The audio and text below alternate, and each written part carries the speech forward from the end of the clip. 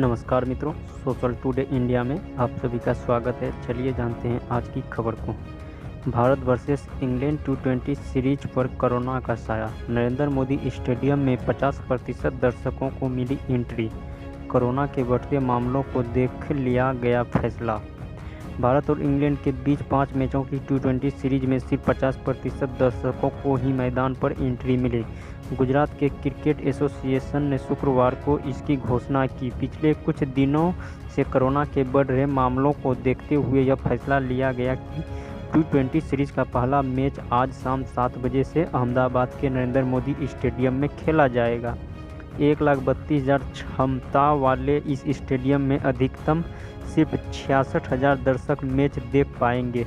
Test series में भी दर्शकों को लेकर यही नियम रखे गए थे।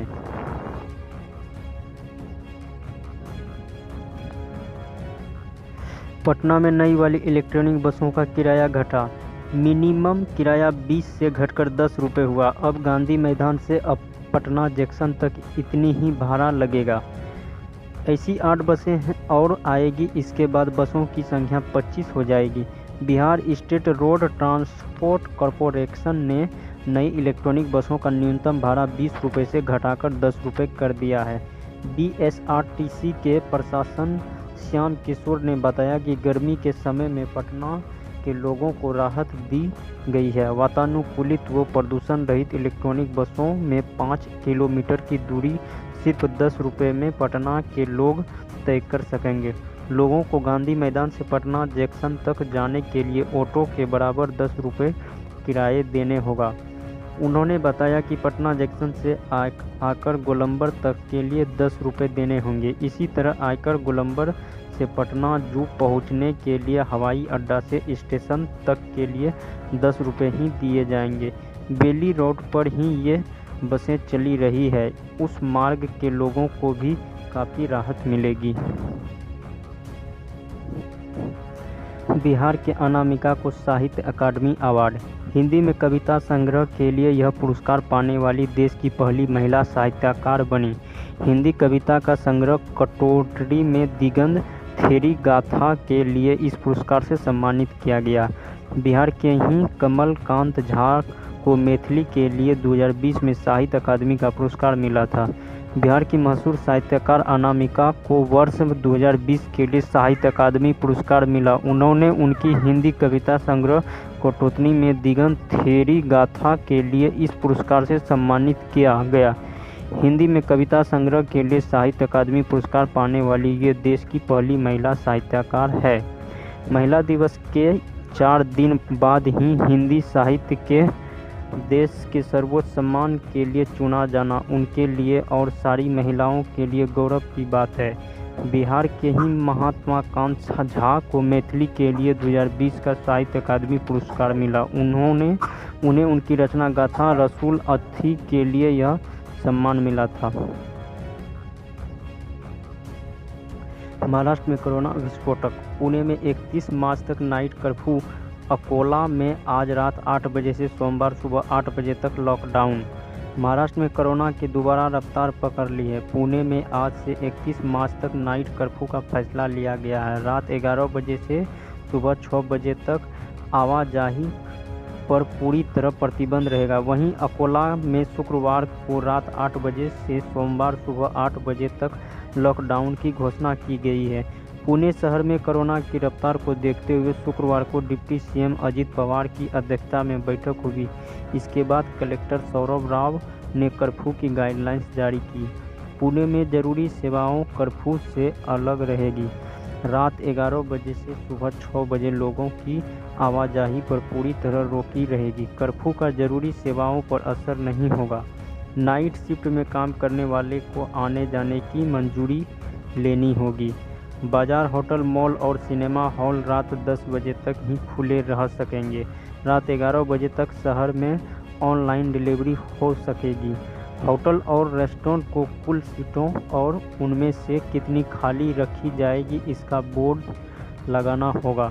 सिनेमा हॉल को 50% क्षमता के साथ संचालित करने की अनुमति दी गई है, लेकिन उन्हें रात 10 बजे तक बंद कर देना होगा। सड़क के किनारे लगने वाले फूड स्टॉल पर एक बार से 5 से ज़्यादा ग्राहक नहीं होनी चाहिए।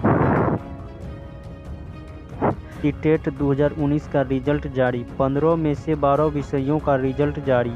1,54,951 में से 24,599 अभ्यर्थी हुए पास।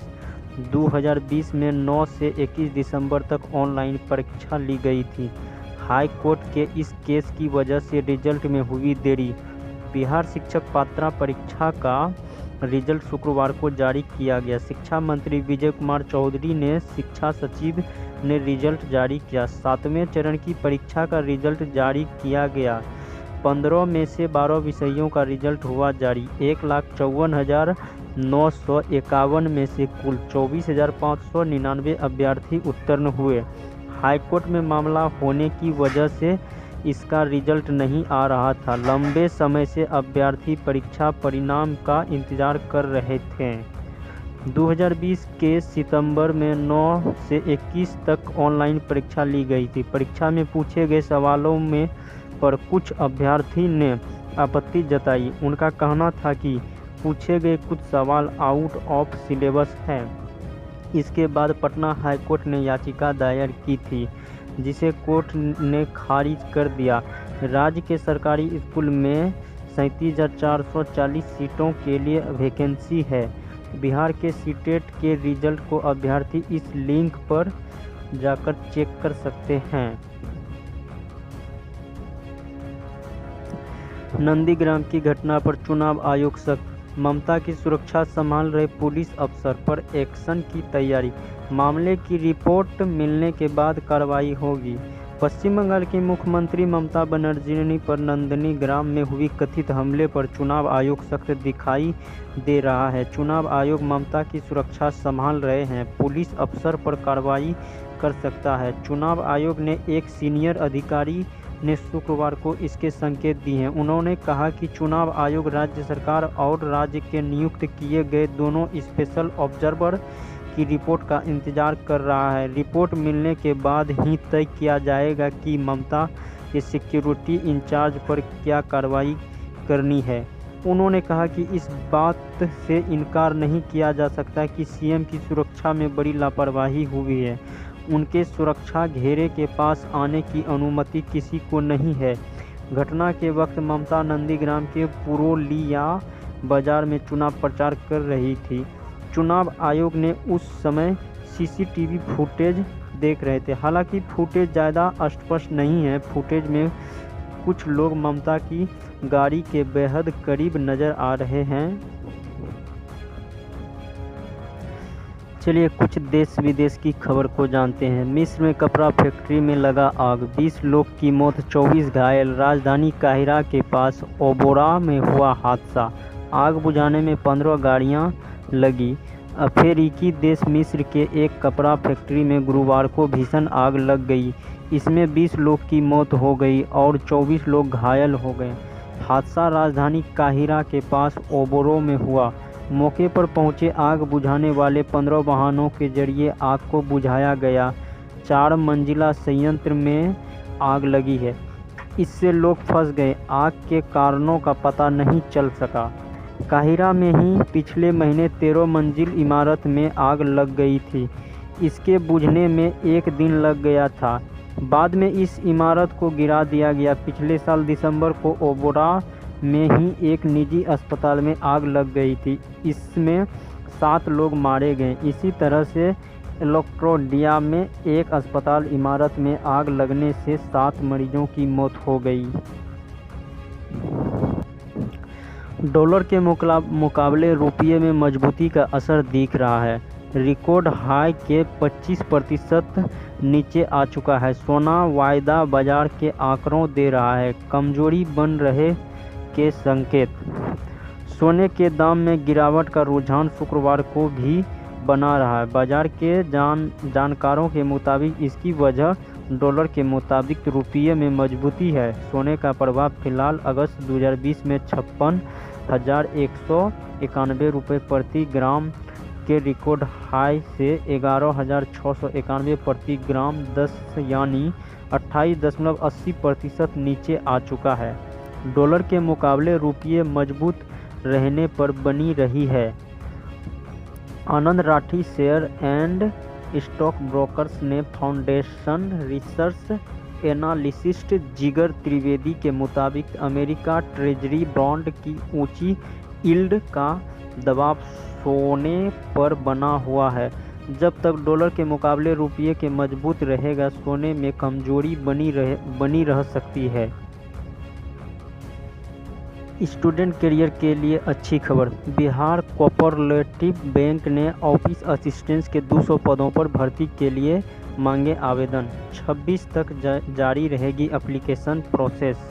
बिहार कोऑपरेटिव बैंक ने ऑफिस असिस्टेंट के 200 पदों पर भर्ती के लिए आवेदन मांगे हैं। जारी नोटिफिकेशन के मुताबिक इन पदों के लिए आवेदन 9 मार्च से शुरू हो चुके हैं।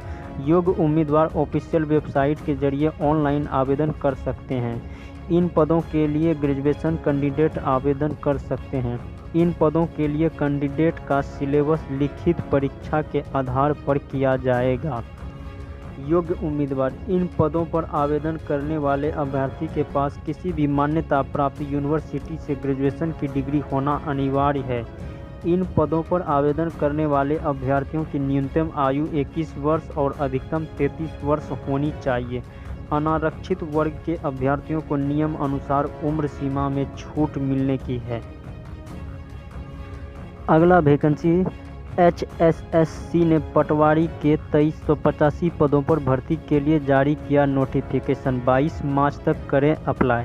हरियाणा स्टाफ सिलेक्शन कमीशन ने पटवारी, नहर पटवारी और ग्राम सचिव के 2385 पदों पर भर्ती के लिए नोटिफिकेशन जारी किया है। इन पदों के लिए ऑनलाइन आवेदन शुरू हो चुके हैं। इच्छुक कैंडिडेट जो इन पदों के लिए आवेदन करना चाहते हैं वे 22 मार्च तक अप्लाई कर सकते हैं। ग्रेजुएशन की डिग्री हासिल कर चुके कैंडिडेट इन पदों के लिए योग्य होंगे। इन पदों के लिए आवेदन करने वाले कैंडिडेट के पास किसी भी मान्यता प्राप्त यूनिवर्सिटी से ग्रेजुएशन डिग्री होना है। भारत में वीवी के फ्लैगशिप X16 सीरीज स्मार्टफोन 25 मार्च को लॉन्च होंगे। कंपनी चीन से सीरीज के 3 स्मार्टफोन पहले ही लॉन्च कर चुकी है और अब इसे भारतीय बाजार में उतारने की तैयारी है। सीरीज में जिन 3 मॉडलों को लॉन्च किया गया है उनमें Vivo X16 pro plus, Vivo X16 pro और वीवो X16 शामिल होंगे। कंपनी भारत में या तो इन तीनों ही मॉडल को लॉन्च करेगा या शुरुआती तौर पर रेंज में कुछ मॉडल को भी जोड़ सकती है। वीवो ने फ़ोन के बारे में बहुत ज़्यादा तो नहीं बताया, लेकिन लॉन्च डेट ज़रूर कंफर्म कर दी है। मोदी ने नेहरू की तारीफ। आज़ादी का अमृत महोत्सव कार्यक्रम में मोदी बोले, नेहरू और पटेल जैसे जननायक आज़ादी के आंदोलन के पथ प्रदर्शन रहे। केंद्र सरकार ने 12 मार्च 2021 से 15 अगस्त 1922 तक आज़ादी का अमृत महोत्सव मनाने की घोषणा की। इस सिलसिले में शुक्रवार को राष्ट्रपिता महात्मा गांधी नमन सत्याग्रह के 51वां वर्ष पूरे हुआ। प्रधानमंत्री नरेंद्र मोदी ने अहमदाबाद के साबरमती आश्रम में अमृत महोत्सव की शुरुआत करते हुए इसकी वेबसाइट लॉन्च की। उन्होंने दांडी मार्च यात्रा को भी हरी झंडी दिखाई। इस यात्रा में शामिल 81 लोग 386 किमी की यात्रा कर 5 अप्रैल को दांडी पहुंचे। मोदी ने अपने संबोधन में जवाहरलाल नेहरू का भी जिक्र किया। उन्होंने कहा, 1857 का स्वतंत्रता संग्राम, महात्मा गांधी का विदेश से लौटना, लोकमान्य का पूर्ण राजस्व का आह्वान, नेताजी का आज़ाद हिंद फौज का नारा, दिल्ली चलो को नहीं भूल सकता। ऐसे कितने ही सेनानी हैं जिसके प्रति देश हर रोज कृतज्ञता व्यक्त करता है। अंग्रेज़ों के सामने गर्जना करने वाली रानी लक्ष्मीबाई हो, पंडित जवाहरलाल नेहरू हो, सरदार पटेल हो, ऐसे अनगिनत जननायक आज़ादी के आंदोलन के पथ पर प्रदर्शन कर रहे हैं। एंटीलिया केस में नया खुलासा। विस्फोटक रखने का मैसेज जिक्र फ़ोन से किया गया।